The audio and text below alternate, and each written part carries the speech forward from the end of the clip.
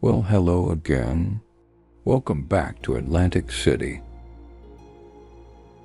Did you come to see a show at the pier? Or maybe check out our aquarium? I don't suppose you are here to look at my wares I have for sale? What's that? You wanted to hear more about my son, Freddy? Well, I don't see why not. I guess by now you all know I had him admitted into Vault 76 when he was very young. You also know by now that he found out about his mother, Molly, and her infamous crimes against humanity across Appalachia. Once Freddy left Vault 76, he had to grow up pretty quickly and discover some darknesses most families never could recover from. But maybe we need to go back a bit further to understand why I did what I did. Then you can at least judge my actions based on a broader picture. Building tomorrow. I used to live by those words. You see, I used to run the largest steel refineries in Appalachia. Maybe you've heard of Grafton Steel? Before Molly and Freddy came along into my life, this was my one true love. Before the war, and before everything started going sideways, we were the largest employer in the region.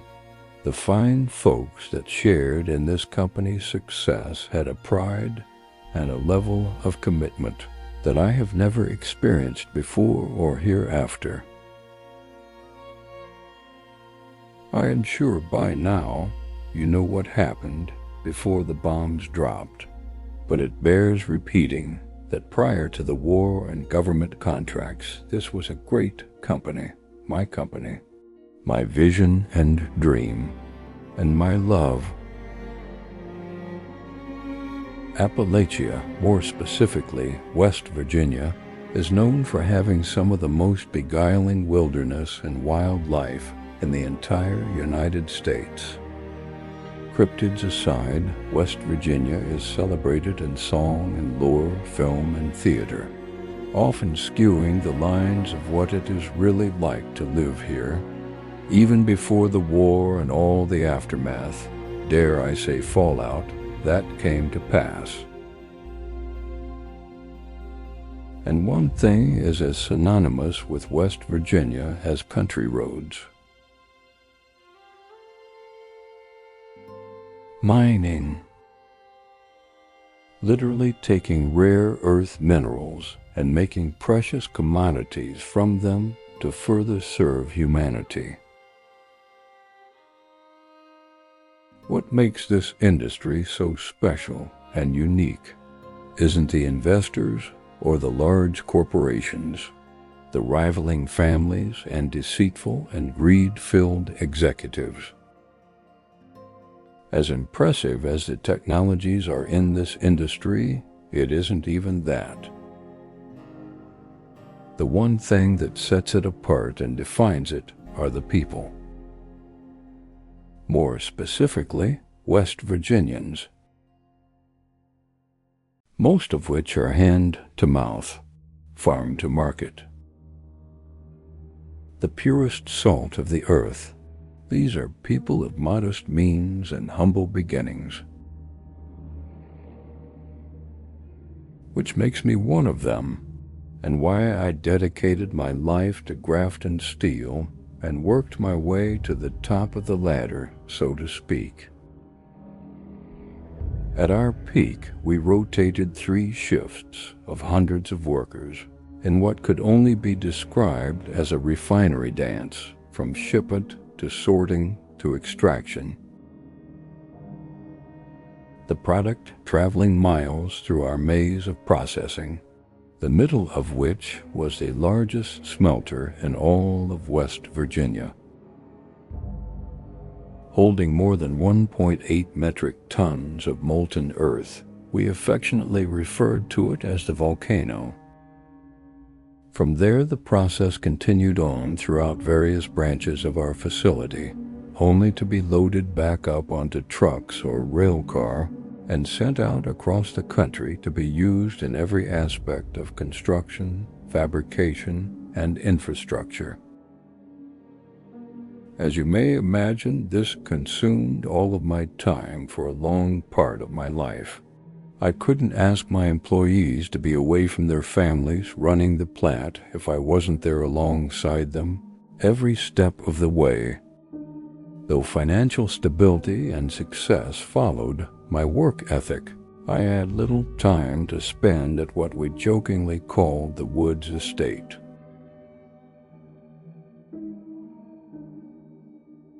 Long destroyed, we had our offices and administrative building on the northeast campus.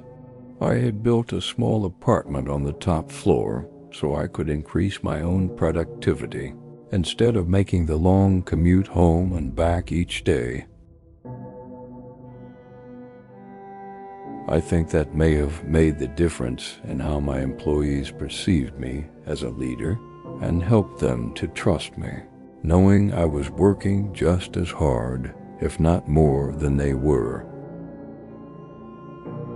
But everyone has seasons in their life. Change is inevitable.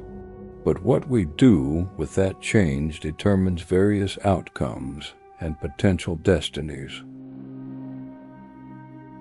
Some would say love is blind. Some others might even say love is torture. Whatever the case may be, it usually catches the unsuspecting off guard and out of sorts. That was the case with Freddy's mother, Molly.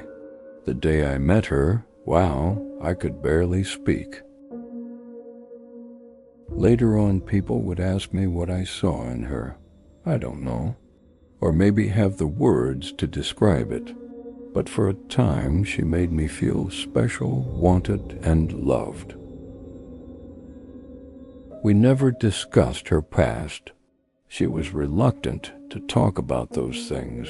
You could tell it pained her, a deep pain, so we set it aside. Believe it or not, Molly had a charm and a wit about her that I don't think most people saw. I think they only saw the very darkest side of her, which I hate to think about. Maybe I was just naive, but I was quite smitten. But when you haven't a love life and an empty house to go to, the slimmest of comforts can seem like a tremendous upgrade. But it gave me great comfort for a time, knowing she was there before everything unraveled. When I would get home late for the weekend, Molly would usually greet me quite uniquely, stark naked, either bent over the couch or being quite limber. She could assume an inverted position that, when coupled, she would warm-heartedly refer to as the jackhammer, uttering a swath of profanities that would coat the walls until I generously finished inside her. I really had no idea of the company she was keeping during the week while I was away at the plant. I was in love.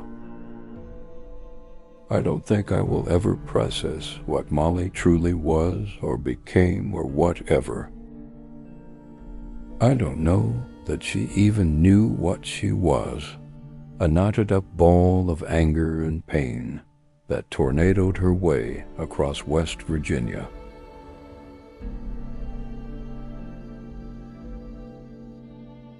I can't relate to that level of hurt and pain. So deep you must inflict it on others, destroying countless lives in your wake. But that wasn't the woman I married, or so I thought. They say love is blind. What a fool I used to be. I think Freddy coming alone changed her, though. At least made her reflect a little on what the future held for her. As her absences and unexplained conundrums came to light, Otis, her brother, reached out to me. He suspected Molly was the infamous serial killer running amok across West Virginia. Ironically enough, Molly was the one who asked me to hire Otis, but I could not refute his claims. I remember the moment my throat and stomach dropped to the floor. The moment you realize all the truth you have been denying and looking away from, smack you in the face and you just know. That was the same moment I knew Freddy was not mine. And by that I mean blood, but I didn't care. He needed me then more than ever, and perhaps I needed him to need me as well. In a flash, our priorities shift. Building tomorrow. What a fool I used to be. Otis's trip to Grafton Dam with Freddy was supposed to be temporary accommodations until the feds could find and arrest Molly. We didn't count on his Pioneer Scout training to kick in, resulting in Otis losing his life. We all had been watching the news pretty closely, not only for Molly, but the international conflict affecting us all. Originally, I had secured 3 places in Vault 76 for all of us, but as the blinders came off and truths were revealed, I decided it would be best if Freddy was the only one to go. A new start for him. I thought he was young enough that he would have forgotten who we even were, or just assume we were both dead. But as you see, Freddy sought us and his past out. That is where we started now, wasn't it? Freddy in Vault 76. Well, we will continue some more another time. As for me, I had enough connections that I was able to come to Atlantic City to avoid a lot of the destruction. But the bigger part of me also died with Molly in that cabin way off in the mountains, and the lie that evolved into the Happy Woods family image. So you see, everyone has their demons, and the mirror stares back hard. Man, what a fool I used to be. I see your vertibird over there. Looks like you best be on your way now. I hope to see you again soon. Bye now. I see skies of blue, clouds of white, the bright blessed days, the dark